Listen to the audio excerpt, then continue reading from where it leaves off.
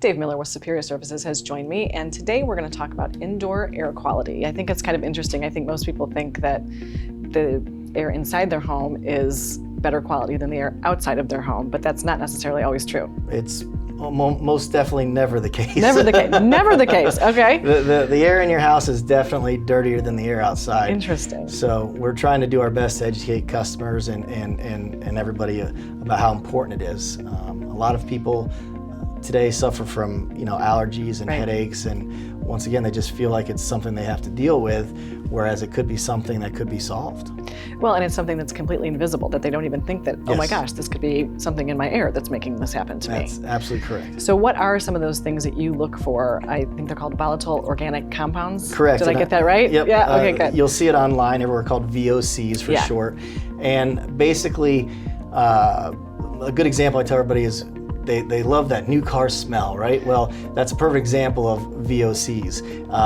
When you can smell things, it's typically not good, even if they smell good to you. Okay. What it is those materials off-gassing, and because they're brand new, eventually they'll off-gas and the smell goes away and you no longer have it anymore. But when they make a lot of products today, there's a lot of formaldehyde still in them and things like that. Really? Yeah, so that's what's kind of you're smelling, benzene and things like that are just either flammable, stinky, and what's worse is we are driven by the marketing on TV of all these fresh smelling plug-ins. I was just going to say plug-ins, Febreze, spraying it everywhere. And literally you're plugging in VOCs. That smell is there's nothing natural about it. I'm never going to look at those the same way again. No, right. No. I mean, we've gone into houses where people like to burn the scented candles, right, and we've pulled their filter out, and it's been just these funky colors from the candles burning and the air conditioning sucking it in. Really?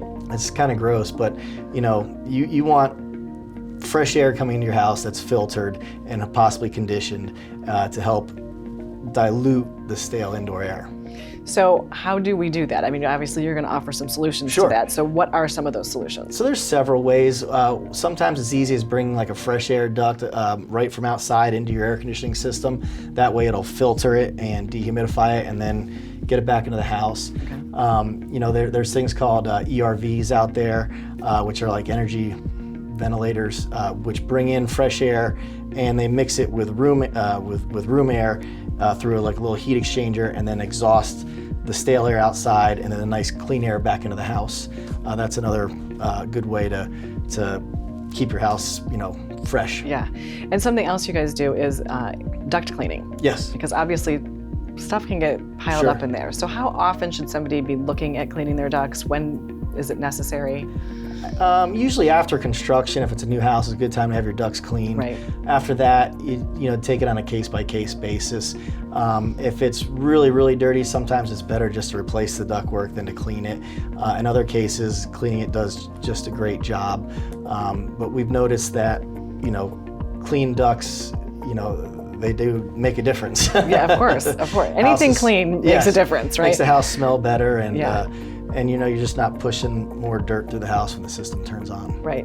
And then something else that's also can be a very big deal here in the Low Country, especially if we've had a storm and we've had flooding, is mold. And so you offer mold remediation, and tell me a little bit about that process. Correct.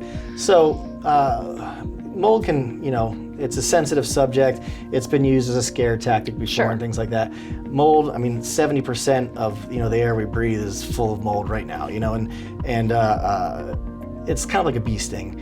Certain people are going to be allergic, certain people aren't. Yeah. So finding out if you're one of those people is the hard part. Right.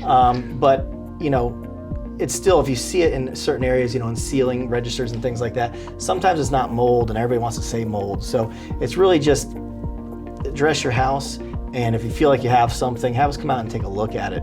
It could be as simple as wiping something down and leaving it alone, or as complicated as, hey, we gotta really go and do a deep clean and spray things down and clean everything up. But we do some before and after air samplings and things like that, so we can see if we actually made a difference or not. Excellent. Well, if you're looking for some clean indoor air, make sure you're calling Superior Services. Thank you.